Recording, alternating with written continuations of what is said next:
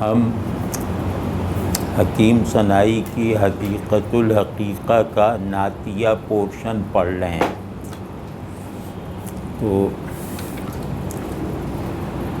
آج کا جو حصہ ہے اسے پڑھنے سے پہلے ایک تھوڑی سی تمہیدی بات ہو جائے تو اس سے آسانی ہوگی. وہ یہ کہ رسول اللہ صلی اللہ علیہ وسلم کی نسبت سے ہماری دینی روایت یہ ہے کہ ہم اپنے تصور انسان کو اس کی حقیقت اور غایت کے ساتھ اس کی بنیاد اور اس کے منتہا کے ساتھ اور اس کی تمام تر کلیت اور جامعیت کے ساتھ رسول اللہ صلی اللہ علیہ وسلم میں عملی صورت میں مجسم دیکھتے ہیں. اس بات کو دوسری طرح اگر علمی انداز سے کہیں تو اس طرح ہے کہ ہر تہذیب کا، ہر دین کا ایک آئیڈیا آف مین ہوتا ہے، یعنی تصور الانسان. تو وہ آئیڈیا آف مین تمام انسانوں میں مینیفیسٹ ہونے کے باوجود اپنے اظہار میں ایگزاسٹ نہیں ہوتا. مطلب وہ آئیڈیا آف مین یا تصور انسان ایک ایسا کل ہوتا ہے جو انسانوں کے مجموعے سے، انسان کی نوع کے تمام افراد سے اظہار کرنے کے باوجود اپنا پورا مظہر خارج میں نہیں رکھتا. ٹھیک ہے نا؟ آئیڈیا کہتے ہی اسے ہیں کہ جو فارمز سے ظاہر ہو لیکن فارمز میں سمایا ہوا نہ ہو، ان سے زیادہ ہو. تو ہماری روایت جو ہے اس میں آئیڈیا آف مین رسول اللہ صلی اللہ علیہ وسلم کی ذات گرامی اور مبارک شخصیت میں ایگزاسٹیولی ایکچوالائز ہو گیا ہے. یعنی رسول اللہ صلی اللہ علیہ وسلم کی شخصیت مبارکہ آئیڈیا آف مین کی واحد کنٹینر ہے. آئیڈیا آف مین پورا کا پورا، مطلب جتنا وہ ذہن اور تصور میں نہیں آیا تھا اس سے بڑھ کر پورا کا پورا رسول اللہ صلی اللہ علیہ وسلم کی شخصیت میں سما کر پوری فائنلٹی کے ساتھ ظاہر ہو گیا. واضح ہے نا؟ تو اس بات کو ذہن میں رکھیں، کیونکہ جب رسول اللہ صلی اللہ علیہ وسلم کی شان میں مختلف بڑے بڑے مراتب وجود کا بیان ہوتا ہے، جب رسول اللہ صلی اللہ علیہ وسلم کی عظمت بتانے کے لیے آپ صلی اللہ علیہ وسلم کو جیسے اس پورے نظام الوجود کا ایک فعال مرکز بنا کر دکھایا جاتا ہے، تو اس کے پیچھے جو معنویت پیدا کرنے والا اصول ہے وہ یہی ہے کہ وجود چاہے کونی ہو، آفاقی ہو، چاہے انفسی ہو اور روحانی ہو، یہ وجود اپنے سبسٹنس آف حق، اپنے جوہر خیر اور اپنے سرچشمہ جمال کے ساتھ پورا کا پورا رسول اللہ صلی اللہ علیہ وسلم کے اسلوب موجودیت میں سمایا ہوا ہے. تو یہ دوسرا پہلو ہے اس کو دیکھنے کا. تو اس وجہ سے رسول اللہ صلی اللہ علیہ وسلم کی شان میں بہت بڑے بڑے وجودی مراتب کو بیان کر کے ان مراتب کو رسول اللہ صلی اللہ علیہ وسلم کے وجود مبارک کی تفصیلات ماننا، تفصیلات کے طور پر بیان کرنا، اس وجود کونی و انفسی کو رسول اللہ صلی اللہ علیہ وسلم کی شان ہستی کے چند مظاہر کی حیثیت دینا، اس کے لیے جو ایک سکہ بند مذہبی یا قانونی اپروچ ہے وہ ناکافی ہے، بلکہ مس گائیڈنگ ہے، بعض جگہ پر رسول اللہ صلی اللہ علیہ وسلم کے ساتھ مطلوبہ تعلق رکھنے میں رکاوٹ ہے۔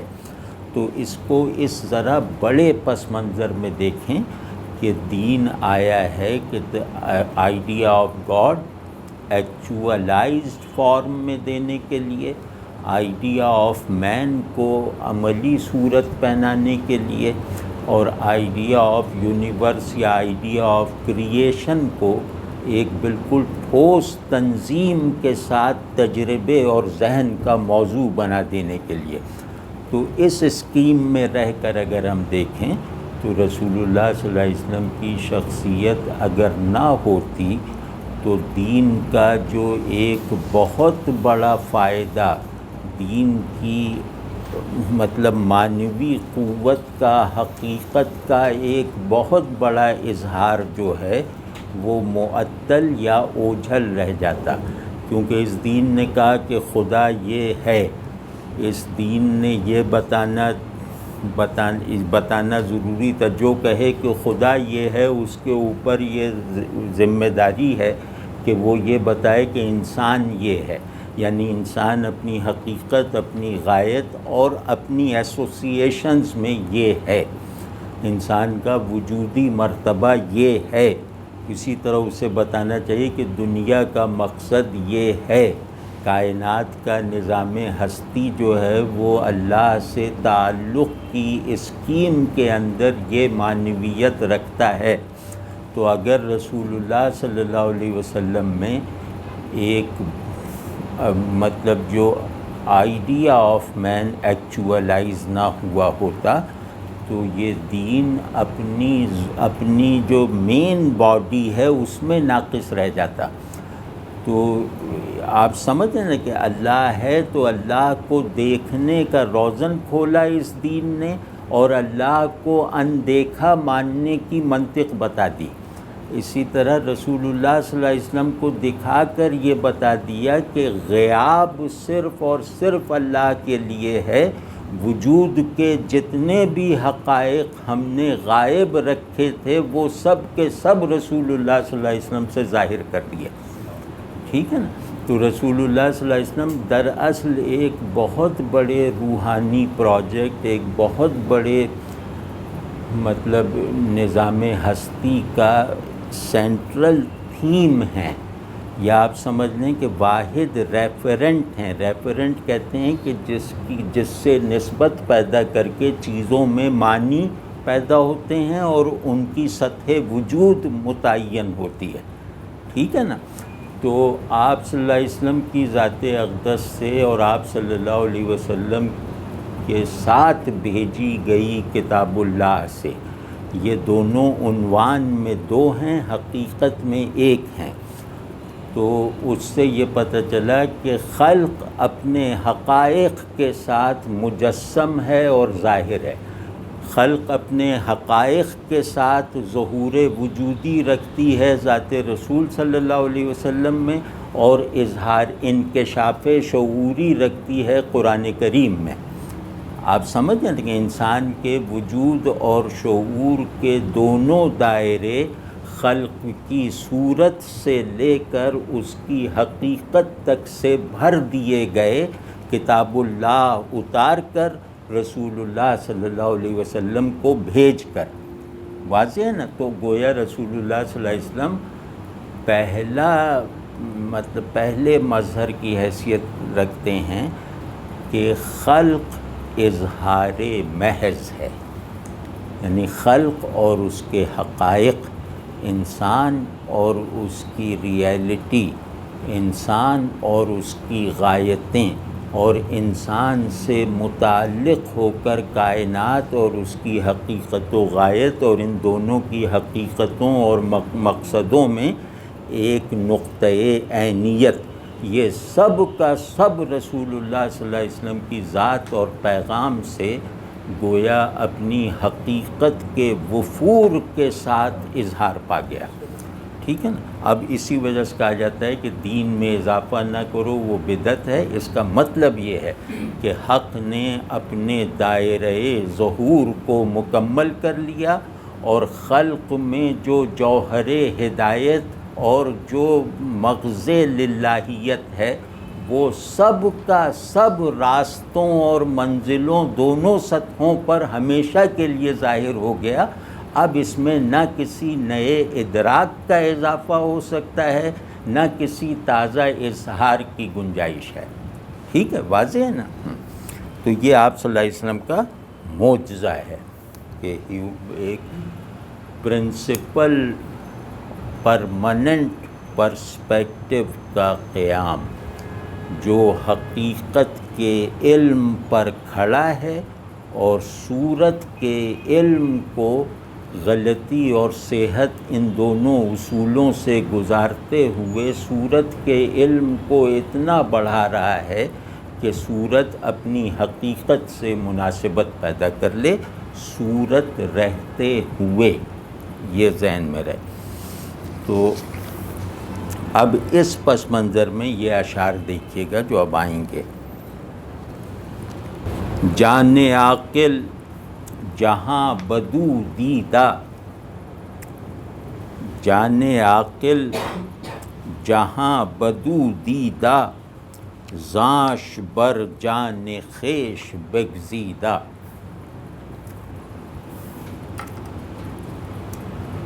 کہ صاحب عقل نے, جس کی عقل کامل ہے صحیح ہے, اس نے کائنات کو آپ صلی اللہ علیہ وسلم کے مشاہدے کے ضمن میں دیکھا ہے. یعنی رسول اللہ صلی اللہ علیہ وسلم کو مظہر واحد اور مظہر قطعی مان کر کائنات کو مظاہر حق کا مجموعہ سمجھ کر دیکھنے کا آغاز کیا ہے.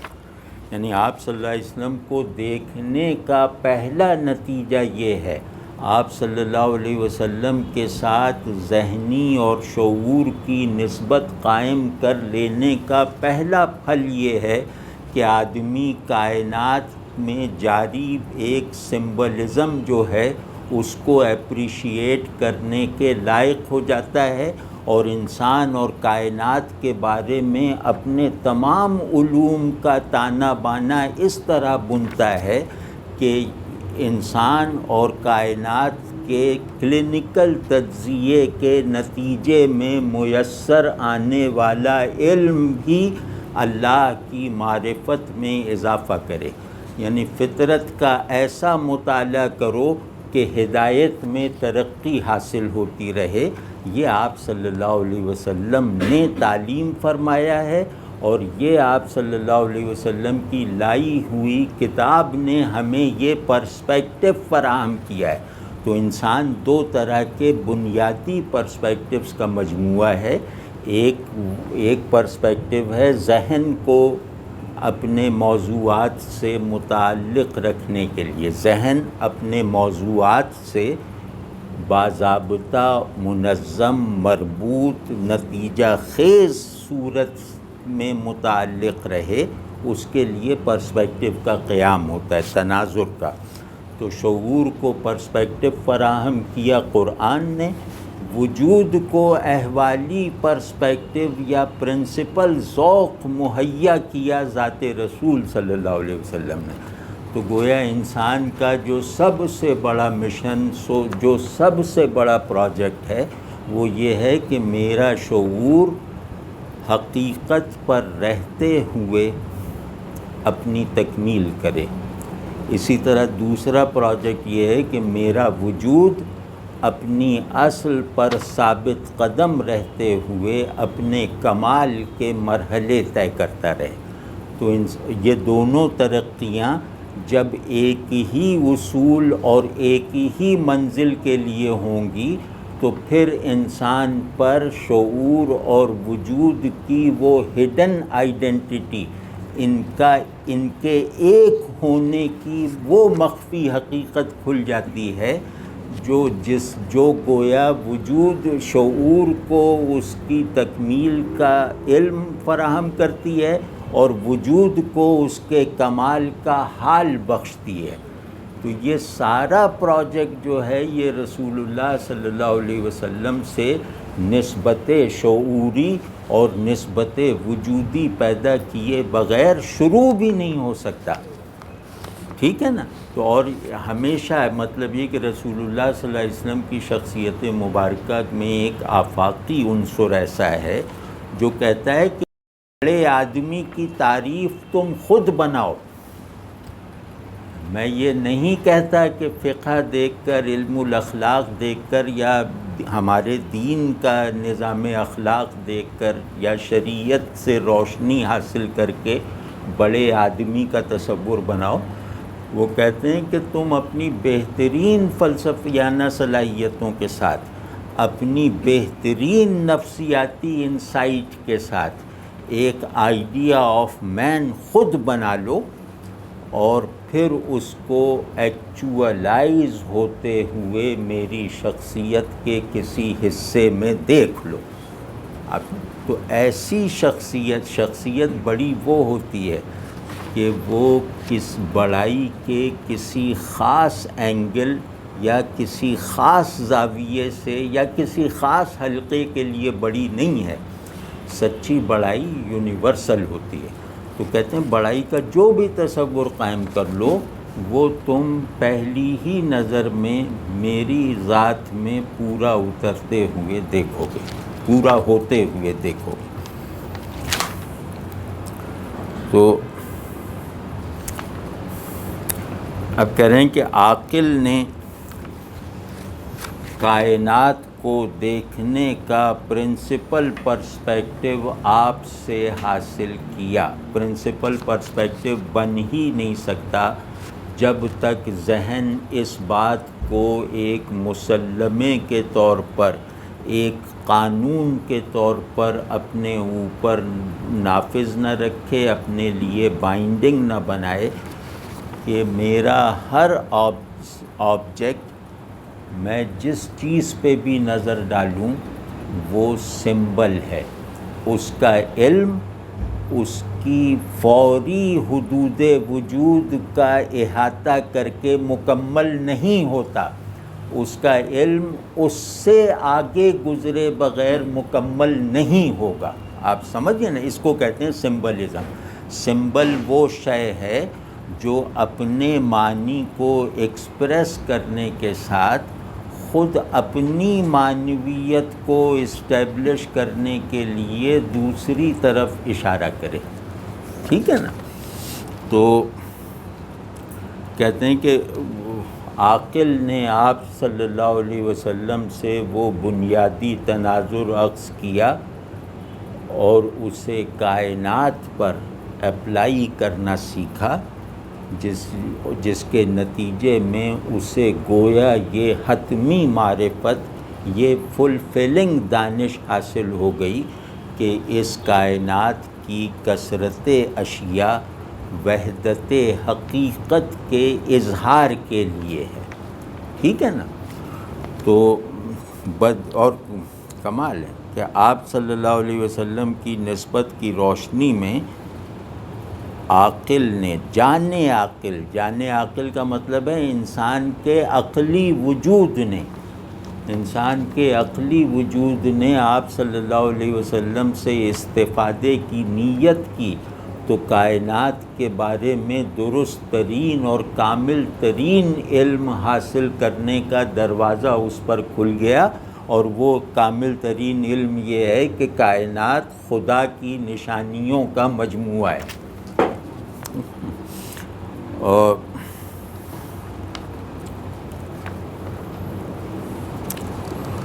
زانش بر جان خیش بگزیدہ، اسی لیے یعنی جان عاقل نے آپ صلی اللہ علیہ وسلم ہی کو اپنا بیسک پرسپیکٹیو بنایا، تو اس کی وجہ سے اس نے آپ صلی اللہ علیہ وسلم کے لائے ہوئے پیغام کو اپنے اوپر ترجیح دینا، اپنے اوپر حاکم بنانا سیکھ لیا۔ عقل کی انتہا یہ نہیں ہے کہ وہ اپنا شہ سوار ہونا منوا لے، عقل کی انتہا یہ ہے کہ وہ یہ ہم سے تسلیم کروا لے کہ میں لائق اعتبار سواری ہوں۔ یعنی عقل اپنی پوری فعلیت میں سواری کی طرح ہے، جس نے اس کو سوار کی گدی پر بٹھایا اس نے اس سے دھوکہ کھایا۔ ٹھیک ہے نا؟ تو کہہ رہے ہیں کہ آپ صلی اللہ علیہ وسلم کی لائی ہوئی شریعت ہی نے تو بتایا کہ عقل سواری ہے، سوار نہیں ہے، عقل ارادی ہے، میرے تمام نظام پر میرے شعور اور اختیار سے ماورا ہو کر حاکم نہیں ہے۔ واضح ہے نا؟ تو کہہ رہے ہیں کہ عاقل نے جب اپنے لیے درکار، اپنے لیے اپنی سب سے بڑی پیاس کو آپ صلی اللہ علیہ وسلم کے لائے ہوئے پیغام کے آب حیات سے بجھتے ہوئے دیکھ لیا، یعنی عقل جب اپنی حقیقی ماہیت تک پہنچنے کے تجربے سے گزر گئی تو پھر اس کے پاس کیا تھا؟ اس نے گویا جس شریعت نے، جس پیغام نے اسے اپنے بارے میں اپنی حقیقت کا یہ تجربہ فراہم کیا تھا، تو اب اس کے بعد عقل کے لیے اور کیا رہ جاتا تھا کہ وہ اس پیغام کو اپنے تصورات پر ترجیح دینے کی عادت ڈال لے۔ تو عقل کی سب سے بڑی کامیابی یہ ہے کہ یہ کسی بائنڈنگ بات کو دریافت کر لے۔ اس کو جو ہے وہ تاج پہننے سے اتنی دلچسپی نہیں ہے، اس کو دلچسپی ہے کہ کوئی ہو جو اس کی نکیل تھامے۔ تو آپ سمجھ گئے نا یہ کہ اپنے اوپر ترجیح دینا سیکھ لیا۔ انبیاء ریختہ ہمز زر او، ہر چشان نقد بود بر سر او۔ یہ شعر سادہ ہے، اس کا ترجمہ تو یہ ہے کہ انبیاء علیہم السلام نے آپ ہی کی دولت تقسیم کی، آپ ہی کی ٹکسال سے، آپ ہی کی مہر سے نکلنے والی طلائی اشرفیاں، ہدایت کی اشرفیاں لوگوں میں تقسیم کی، اور اس سارے سکے کی تمام قدر، اس سارے سکے کا نقد ہونا، اس سارے کرنسی کی ریئل ویلیو، وہ سب آپ پر ہے، آپ کی وجہ سے ہے صلی اللہ علیہ وسلم۔ تو اب یہ اس کا ترجمہ ہے، اور یہ ترجمہ ایک تاریخی تسلسل اور ایک تاریخی انداز سے دیکھیں تو آدمی اس کی تصدیق کرتا ہے۔ وہ یہ ہے کہ رسول اللہ صلی اللہ علیہ وسلم نبوت کے سلسلے کے خاتم ہیں، تو جو ہدایت کا اصول یہ ہے، فطرت کا اصول یہ ہے کہ خاتم اور بانی الگ الگ ہوتے ہیں، یعنی پہلا کاز اور جو لاسٹ ایفیکٹ ہے یہ الگ ہو سکتے ہیں، لیکن ہدایت کا قانون یہ ہے کہ ہدایت اگر زنجیر جیسا تسلسل رکھتی ہے تو اس کا جو آخری حلقہ ہے وہی اس کا پہلا حلقہ ہے۔ یعنی ہدایت جس نقطے پہ جا کر خود کو تمام کرتی ہے وہی نقطہ ہدایت کے آغاز کا سبب ہے۔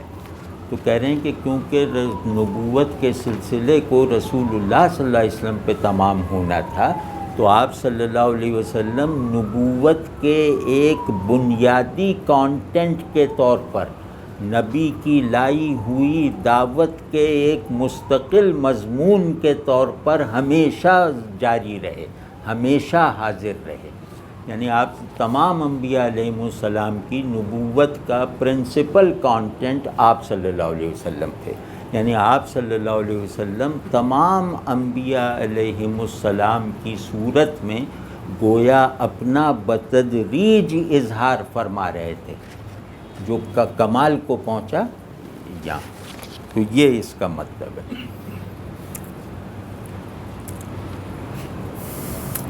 اب ایک مشکل شعر آتا ہے. تا شب نیست صبح ہستی زاد. کیا بیان ہے. تا شب نیست صبح ہستی زاد، آفتاب چو او ندارد یاد. سبحان اللہ. ابھی کچھ بڑا خوبصورت بھی شعر ہے. یعنی خوبصورتی اور معنویت کو ان کی انتہائی صورتوں میں یکجان کر دینا یہ بہت بڑے آدمیوں کا کام ہوتا ہے. کہ خوبصورتی عام طور پر عقل کو معطل کرتی ہے. یعنی عام آدمی میں خوبصورتی کا تجربہ اس وقت زیادہ لائق اعتبار ہوتا ہے جب ذہن معطل ہو جائے. تو لیکن جو بڑا اظہار یا بڑا جو پلین ہے ادراک کا، وہاں پہنچ کر خوبصورتی جو ہے وہ ذہن کو بھی سرشار کرتی ہے. یعنی حسن جو ہے وہ عقل کے لیے روشنی اور دل کے لیے حرارت بنتا ہے. یہ عقل اور دل کے درمیان مصنوعی امتیازات اور اختلافات کو خوبصورتی حل کر دیتی ہے. اور اگر حق کو اس کے بیوٹیفائڈ ایکسپریشن یا پرسیپشن کے ساتھ نہ مانا جائے تو پھر ہم اور آپ ایک دوسرے کے ساتھ دوستی کا تعلق رکھنے کے لائق نہیں رہیں گے. کیونکہ جس کو حق کشش نہیں کرتا اسے خلق بھی کشش نہیں کرتی. تو حق کو جو کشش اس کا مطالبہ ہے وہ کشش حق کو اس کے بیوٹیفائڈ ورژن میں حاصل ہوتی ہے. واضح ہے نا. تو یہ اس طرح کے شعر وہ ہوتے ہیں جہاں حق اور جمال یہ دونوں گویا ایک دوسرے میں جل کر جاتے ہیں، ایک دوسرے میں گھل مل جاتے ہیں اور پیشن اور ہائیسٹ انٹلیکشن کے فرق کو ختم کر دیتے ہیں. کیونکہ انسان پیورلی انٹلیکچول نہیں ہے اور انسان محض جذباتی وجود نہیں ہے. تو انسان چاہتا ہے کہ وہ اپنی وجودی کلیت کے ساتھ کسی آبجیکٹ سے متعلق ہو جائے، وہ آبجیکٹ جس میں تمام آبجیکٹس کی کثرت ایک وحدت میں ڈھل چکی ہو. تو یہ انسان کا سب سے بڑا مسئلہ ہے. تو اس میں اس پلین پر، اس سطح پر کھڑے ہو کے حکیم ثنائی یہ شعر کہہ رہے ہیں جو ابھی انشاءاللہ ہم کھولنے کی کوشش کرتے ہیں. برادر بڑے بڑے لوگ جو ہوتے ہیں نا، ان کو اگر سمجھنا ہے، بڑائی کو اپریشیٹ کرنا ہے تو وہ جھک کے نہیں کی جاتی، وہ اپنا قد بلند کر کے کی جاتی ہے. تو جب تک اپنا قد بلند کرنا نہیں سیکھو گے، لوگوں میں موجود بڑائی کو دریافت کرنے کی قابلیت نہیں حاصل کرو. ہمیں سکھا دیا گیا کہ بس ذرا سا جھلک نظر آئے بڑائی کی اور گر گئے. تو گر جانے سے جو ہے وہ دیکھی ہوئی بڑائی جھیلی ہوئی پستی کا حصہ بن جاتی ہے، اختیار کی ہوئی پستی میں ڈھل جاتی ہے. تو حکیم ثنائی وغیرہ ایسے لوگوں کا مخاطب بننے کے لیے ہر آدمی کو ایک سیڑھی ساتھ رکھنی چاہیے کہ وہ اپنے آپ کو بلند کرے. اپنی یعنی جو بڑائی کسے کہتے ہیں کہ میرے اندر بڑا ہونے کی عاجزانہ ارج پیدا ہو جائے، اس کو بڑا. تو اگر بڑے فوراً ہی بس کہ بھئی ان کی بات ہم کیا سمجھیں، یہ تو بڑی بڑی باتیں ہیں، یہ ہم جیسے چھوٹے لوگوں کے لیے تو نہیں ہیں، جیسے ہی اس قسم کا رویہ اختیار کیا، یا جیسے ہی ایک جو تحکماتی عقیدت کے اسٹرکچرز بنا لیے، ویسے ہی بڑائی کا ذوق اور فہم ابتدائی سطح پر بھی نابود ہو کر رہ جائے گا۔ ہستی ذات کیا خوبصورت امیج ہے۔ جب ذہن معنی کی فارم بنانے سے عاجز ہو جاتا ہے تو وہ آنکھوں کی دیکھی ہوئی، آنکھوں سے دیکھی جا سکنے والی سچویشنز کریٹ کرتا ہے۔ یہیں سے سمبلزم پیدا ہوتا ہے کہ کسی حقیقت کی حقیقی صورت ذہن میں حاضر نہ ہو سکے تو پھر ذہن اس حقیقت پر یقین رکھنے کی حالت میں اس کے اظہار کی اور ادراک دونوں کی ذمہ داری اس طرح قبول کرتا ہے کہ اسے ایکسٹرنلائز کر دیتا ہے، یعنی اسے دیکھی ہوئی چیزوں کے در و بست سے بننے والے منظر کی شکل دے دیتا ہے۔ یہیں سے سمبلزم آرٹ میں پیدا ہوتا ہے۔ تو اب یہ دیکھیں کیا کہہ رہے ہیں کہ اب ذہن اس بات کو کوئی فارم دینے کے قابل نہیں ہے، انٹرنل فارم، کانشیس فارم، کہ عدم سے وجود کیسے ظاہر ہوا، یعنی نہ ہونے سے ہونا کیسے برآمد ہوا۔ اب عقل، ذہن، اس کا کوئی اپنے دیگر تصورات کی طرح اس کا کوئی تصور قائم کرنے کے قابل نہیں ہے، کیونکہ اس کا کینوس موجود نہیں ہے، اس کا برش موجود نہیں ہے، ٹھیک ہے نا، کیونکہ تصور سازی کے لیے کسی حد تک حسی مشاہدے کا ہاتھ بھی ہے نا تصور سازی میں، یا کسی حد تک امپیریکل نالج کا بھی اس میں کردار ہے۔ تو یہ تو بالکل ماورائے زمان و مکان ایک صورتحال ہے۔ تو اس کا تصور باندھنے کے ٹول ذہن کو میسر نہیں ہے، اس کو منظر بنانے والی چیزیں ذہن کو حاصل نہیں ہیں۔ تو اب اس کو ذہن اگر اس سچویشن کو مانتا ہے، اس نقطۂ تخلیق کو مانتا ہے، تو پھر وہ اسے ایکسٹرنلائز کر کے، جیسے اللہ تعالیٰ متشابہات بیان فرماتے ہیں کہ تم ان چیزوں سے مانوس ہو، ان کے معنی کو کبھی نہیں جان سکتے۔ متشابہ اس آیت کو کہتے ہیں جس پہ ایمان لانے کو کہا جاتا ہے، اور جس میں دعویٰ یہ ہوتا ہے کہ یہ صرف تمہیں سمجھانے کے لیے ہے، تم اس سمجھانے کے لیے اختیار کی جانے والی صورتوں تک اپنے آپ کو محدود رکھو، ان صورتوں کے معنی کیا ہیں یہ تم کبھی نہیں جان سکتے، یہ اللہ کا راز ہیں، یہ غیب میں ہیں۔ تو متشابہ وہ ہیں جو شہود کو اپنا کیریئر بنا کر غیب کا اثبات کرواتا ہے، ٹھیک ہے نا، اسے کہتے ہیں متشابہات۔ تو اب بالکل اسی سنت الہیہ پہ اللہ نے انسانی شعور کو بھی متشابہ سے ہم آہنگ رہنے والا ایک نظام شعور دیا ہے نا، تو اسی کا یہ اظہار ہے کہ جب عدم کی رات نے وجود کا دن جنا، اس مصرعے کا ترجمہ یہ ہے، تا شب نیست صبح ہستی ذات۔ کتنا خوبصورت ہے، مطلب ایسا لگتا ہے کہ یہ منظر ہی ہے اصل منظر، یہ اصل شہود ہے، اور میری آنکھیں جن جن مناظر کو دیکھ رہی ہیں ان کا جو ابتدائی سرا ہے وہ اس منظر ہی میں چھپا ہوا ہے۔ آپ دیکھو کتنا بڑا احسان ہے کہ تمہیں ایک ایسا منظر فراہم کر دیا کہ اب تم جو کچھ بھی دیکھ سکتے ہو اس منظر کا شجرہ نسب ہے جو تم دیکھ رہے ہو، تو ہمیں ایک دم بلند نہیں کر دیا۔ تو جب نیستی کچھ نہ ہونے کی رات نے وجود کی صبح کو جنم دیا، یہ منظر ہے۔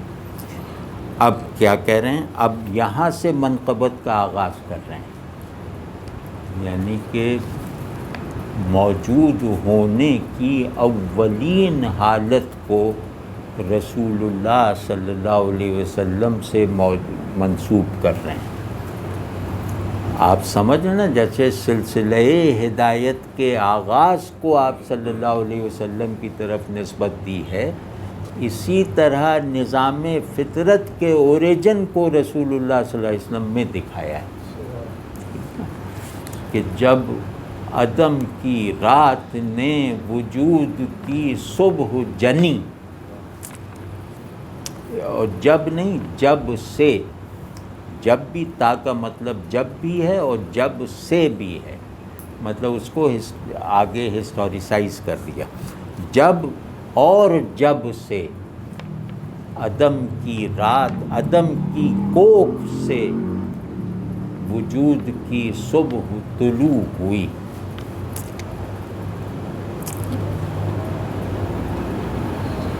آفتاب چو تو ندارد یاد، اب یہ منزلت بتا رہے ہیں کہ اس وقت سے عربہا سورج، انگنت سورج نکلے ہوں گے، صبحیں طرح طرح کی پیدا ہوئی ہوں گی، وجود کے طرح طرح کے مظاہر، احوال اور حقائق نے اپنا انکشاف کیا ہوگا۔ تو گویا یہ کائنات وجود ایسی کائنات ہے جس میں ہر صبح ایک نئے سورج سے ہوتی ہے، تو سمجھ لو کہ کتنے سورج نکلے ہوں گے، لیکن اس پورے نظام ہستی کے حافظے میں کوئی سورج ایسا نہیں ہے جو تیرے برابر روشن ہو، جو تجھ سے پہلے طلوع ہوا ہو، جو تیرے بعد تیری برابری کر سکتا ہو، ایسا کوئی سورج اس کائنات کو یاد نہیں ہے۔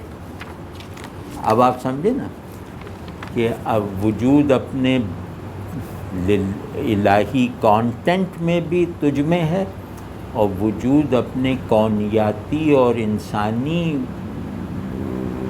حقائق کے ساتھ بھی تیری پراپرٹی ہے۔ پھر تیرے سورج سے دوسرے سورجوں نے اپنی اپنے بساط بھر روشنیاں عکس کر کے اپنی اپنی محدود روشنیاں پھیلائیں اور محدود اور مخصوص صبحیں پیدا کیں۔ سبحان اللہ، سبحان اللہ۔ اب اس کی عملی تفصیل دے رہے ہیں، جیسے ایک تاریخ سی دے رہے ہیں کہ سب لوگ سمجھ جائیں، کیونکہ اس تصور کو سب لوگ شاید اپریشیٹ نہ کر پائیں، کیونکہ سب لوگ معارف سے مناسبت نہیں رکھتے۔ معارف کہتے ہیں حقائق کی ڈائریکٹ کانشس فارمز کو، تو سب لوگ تو اس قابل نہیں ہوتے ہم لوگ۔ تو اب ہماری آسانی کے لیے وہ جس طرح ہم مانتے ہیں کسی کو بڑا اور کسی کو چھوٹا، اس انداز سے کچھ شعر کہیں کہ ہمہ شاگرد او مدرس شاں، ہمہ شاگرد او مدرس شاں، ہمہ مزدور او مہندس شاں، ہمہ مزدور او مہندس شاں، کہ سب شاگرد ہیں، تو وہی ان کا استاد ہے، اور سب مزدور اور معمار ہیں، وہی ان کا نقشہ نویس اور انجینئر ہے۔ مہندس انجینئر کو کہتے ہیں اور نقشہ بنانے والے کو، کہ جو عمارت بن رہی ہے اس کا نقشہ وہی بنا رہا ہے اور اس کی تعمیر کی نگرانی وہی کر رہا ہے، اس کے سوا جو کچھ بھی ہیں، وہ جو بھی ہے وہ اس کا ماتحت مزدور ہے، اور اگر وہ اس کا ماتحت مزدور نہیں ہے تو وہ اس اسٹرکچر کو نقشے کے خلاف تعمیر کر کے گویا موجود ہونے کے ناقابل بنا دے گا۔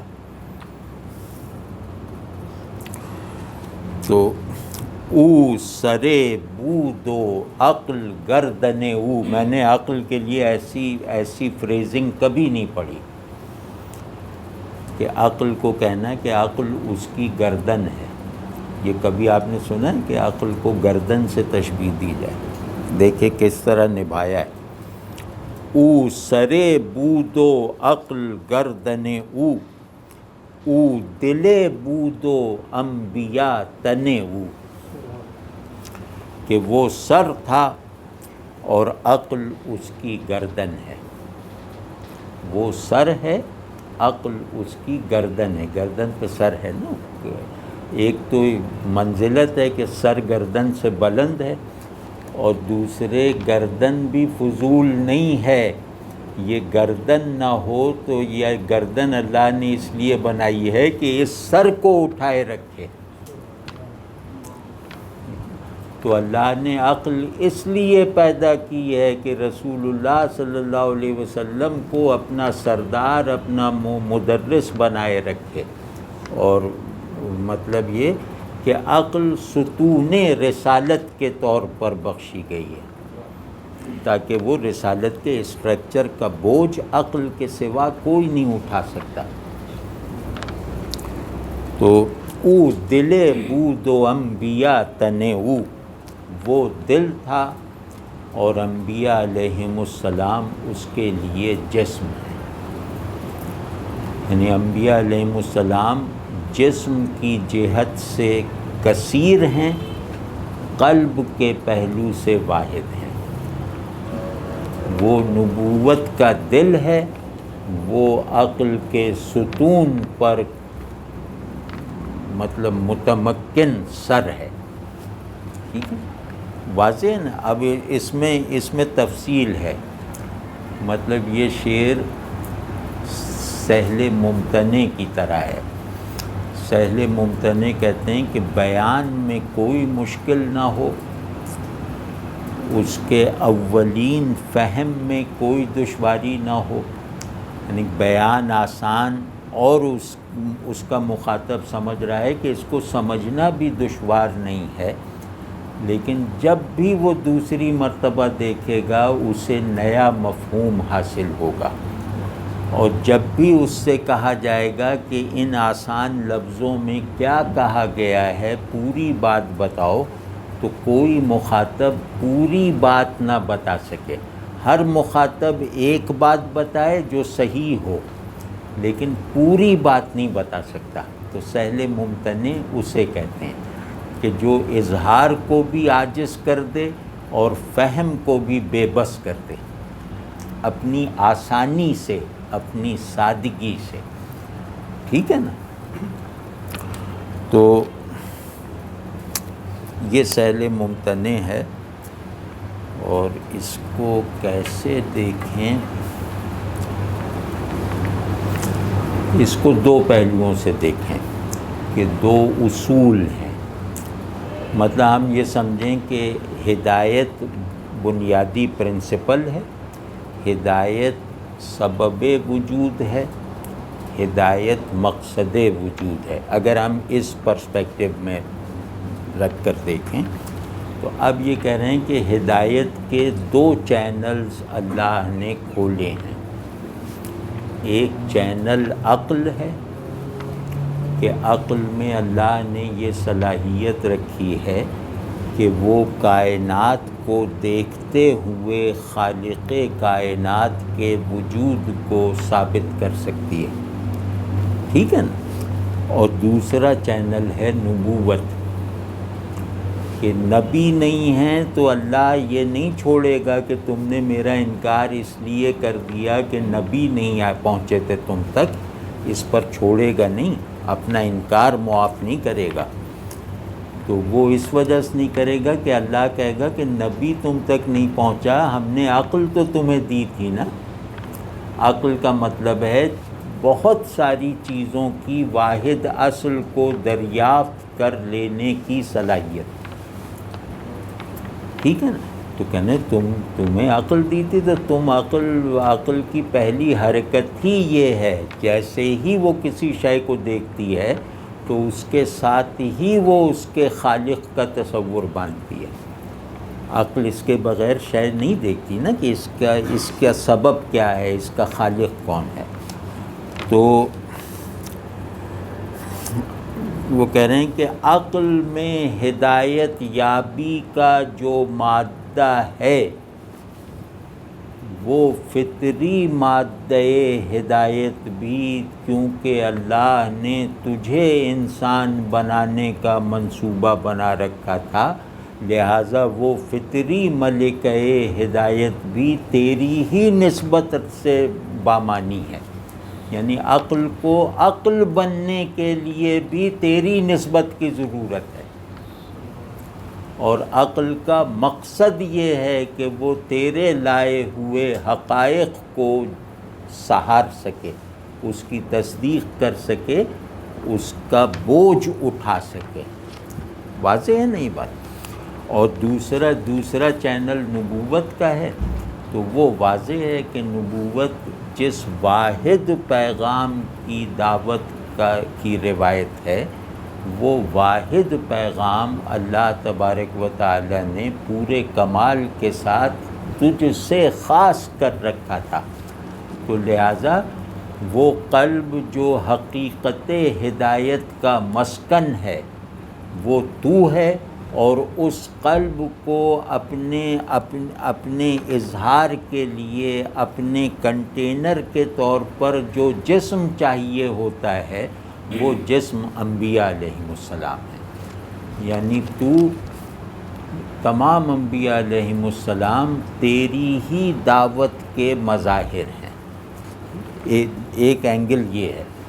دوسرا اینگل عقل اور قلب میں جو روایتی فرق ہے اس کو ذہن میں رکھیں تو وہ واضح ہو جائے گا۔ عقل اور قلب ہماری روایت کی دو اصطلاحیں ہیں۔ ان کا ایک مطلب یہ ہوتا ہے کہ حقیقت کے علم کا ذوق عقل کو بھی دیا گیا ہے اور قلب کو بھی بخشا گیا ہے۔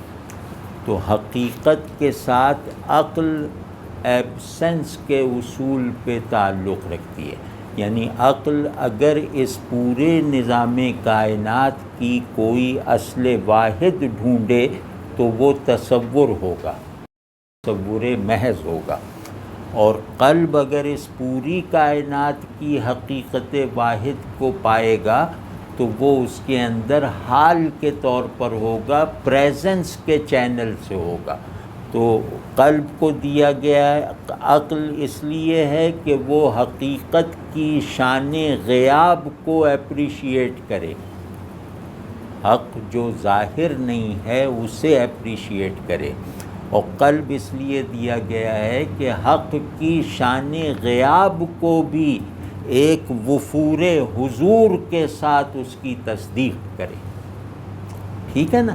غیاب عقل کے لیے تصور سازی کا جنریٹر ہے، اور حضور جو ہے وہ قلب کے لیے غیب پر یقین کرنے کی وجہ ہے۔ تو قلب غیب کو اتنا یقینی مانتا ہے کہ گویا اس کے حضور میں رہتا ہے، اور عقل غیب پر اس طرح فوکس کیے رکھتی ہے کہ اس کے غیب میں کوئی نقب نہ لگائی جا سکے۔ ان دونوں کی ذمہ داریاں یہ ہیں۔ تو کہہ رہے ہیں کہ یہ دونوں پرسپیکٹیو جو حق کی طرف ہیں، پریزنس کے ساتھ اور ہڈننیس کے ساتھ، شہود کے ساتھ اور غیاب کے ساتھ، یہ دونوں جو بنیادی اصول اس بات ہیں، یہ دونوں کے دونوں تیرے ہی چشمہ معرفت کے پانی سے سیراب ہونے والے دو درخت ہیں۔ ٹھیک ہے نا؟ یہ اس کا مجموعی مطلب ہے۔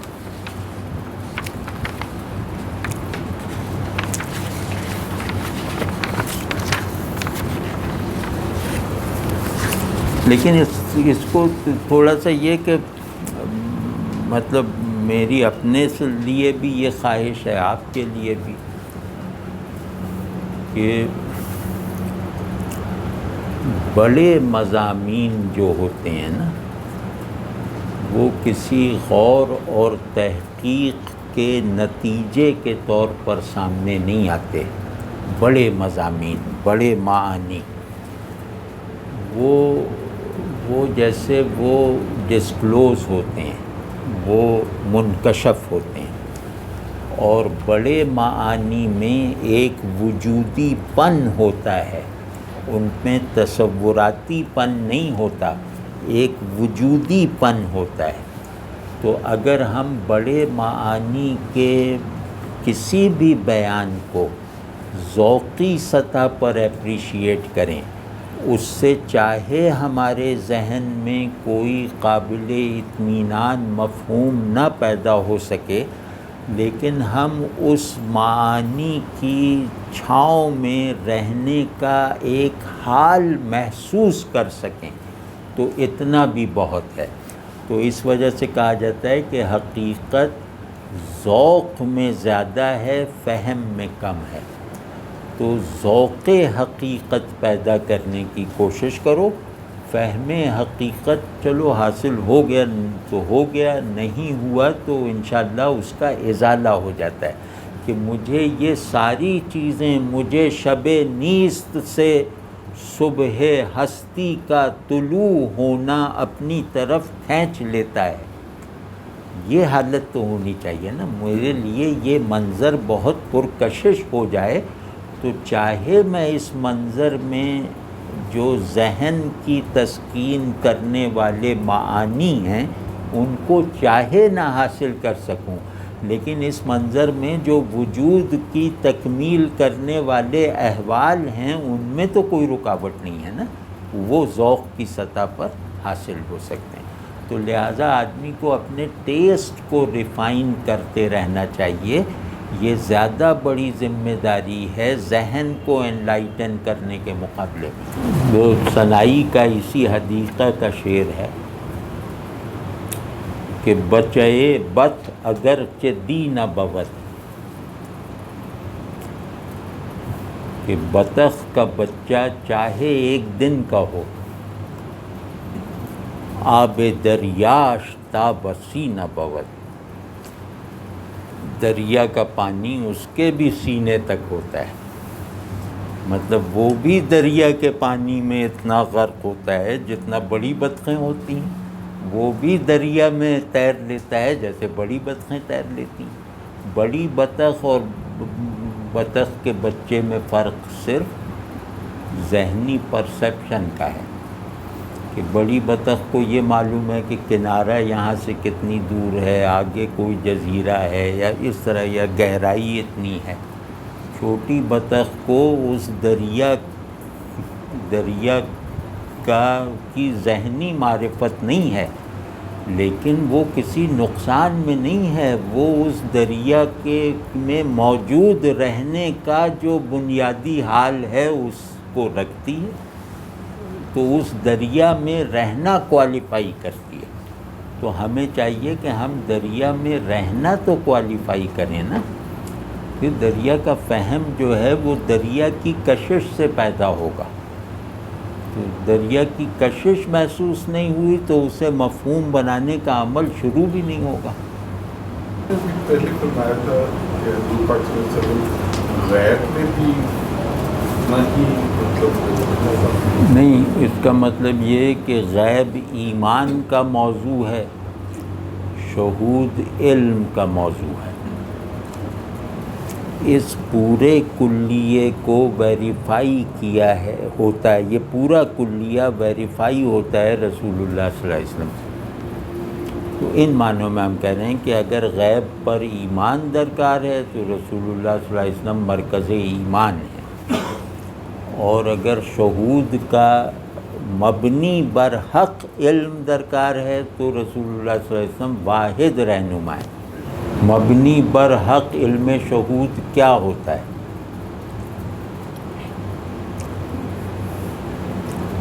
یہ جو میں نے عرض کیا نا، کیونکہ وہ رسول اللہ صلی اللہ علیہ وسلم سے کوانٹم فزکس تو نہیں اخذ کی جا سکتی نا. تو مبنی بر حق علم شہود، علم شے، حسی علم یا کوئی بھی علم کی کوئی بھی قسم، یہ کیا ہے؟ اس کی ایک آسان تعریف میں عرض کرتا ہوں کہ وہ خلق کا وہ علم، مخلوق کا وہ علم جو مبنی بر حق ہو، جو حق کو سبسٹنس آف نوئنگ بنائے، ٹھیک ہے نا. وہ اس کی پہچان یہ ہے کہ وہ چیزوں کے علم میں غلطی کرنا بھی اس علم کی افادیت کے لیے مضر نہ ہو.